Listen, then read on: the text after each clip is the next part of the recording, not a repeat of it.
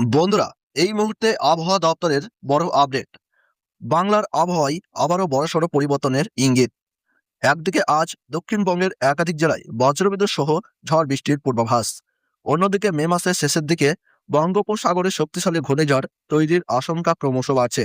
আজ রবিবার 10ই মে বাংলার বেশিরভাগ জেলায় আকাশ মোটামুটি পরিষ্কার থাকলেও বেলা বাড়ার সঙ্গে সঙ্গে আবহাওয়ার পরিবর্তনের সম্ভাবনা রয়েছে।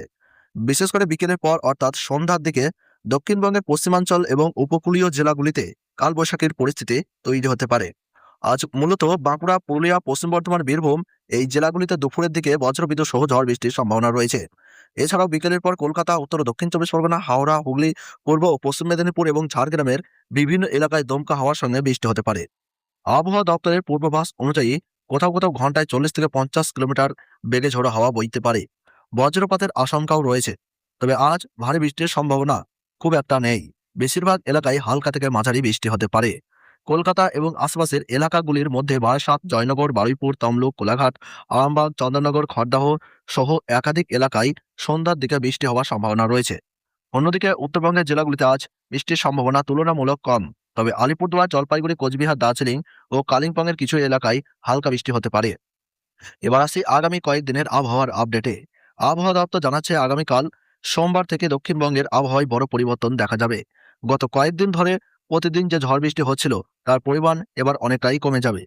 সোমবার সকালে কলকাতা, হাওড়া, হুগলি এবং 24 পরগনার কিছু এলাকায় সামান্য বৃষ্টি হতে পারে। তবে এরপর ধীরে ধীরে আকাশ পরিষ্কার হয়ে যাবে। আগামী প্রায় 7 দিন দক্ষিণবঙ্গে বড় ধরনের বৃষ্টির সম্ভাবনা খুবই কম। তবে উত্তরবঙ্গে আবার নতুন করে বৃষ্টির পরিস্থিতি তৈরি হবে। 13ই মে থেকে আলিপুরদুয়ার, কোচবিহার, জলপাইগুড়ি সহ উত্তরবঙ্গের একাধিক জেলায় বৃষ্টি বাড়তে পারে। কোথাও কোথাও ভারী বৃষ্টির সম্ভাবনাও রয়েছে। এবার সবচেয়ে বড় আপডেট ঘূর্ণিঝড় নিয়ে। আবহাওয়ার আন্তর্জাতিক মডেলগুলির ইঙ্গিত অনুযায়ী চলতি মে মাসে দুটি আলাদা সিস্টেম তৈরি হওয়ার সম্ভাবনা রয়েছে। এর মধ্যে একটি আরব সাগরে এবং অন্যটি বঙ্গোপসাগরে শক্তি বাড়াতে পারে।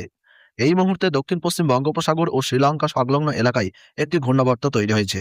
এই সিস্টেমটি ধীরে ধীরে শক্তি বাড়িয়ে প্রথমে নিম্নচাপ এবং পরে গভীর নিম্নচাপে পরিণত হতে পারে। আবহাওয়াবিদদের একাংশের মতে এই সিস্টেমটি দক্ষিণ ভারতের উপকূল পেরিয়ে আরব সাগরে প্রবেশ করতে পারে। আরব সাগরে ঢোকার পর সেটি আরও শক্তিশালী হয়ে ঘূর্ণিঝড়ে পরিণত হওয়ার আশঙ্কা রয়েছে। সম্ভাব্য সময় 16 থেকে 17ই মে।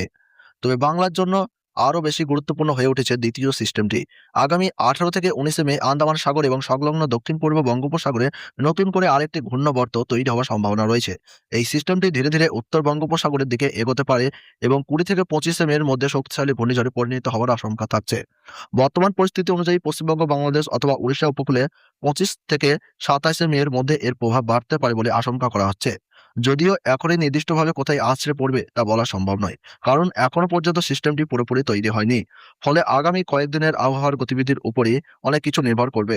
তাই যারা উপকূলীয় এলাকায় থাকছেন তারা অবশ্যই আগামী কয়েকদিন আবহাওয়ার আপডেটের দিকে নজর রাখুন। আজকের মতো এ পর্যন্তই। প্রতিদিন বাংলার আবহাওয়া সঠিক এবং গুরুত্বপূর্ণ আপডেট পেতে আমাদের চ্যানেলটি সাবস্ক্রাইব করে রাখুন। ধন্যবাদ।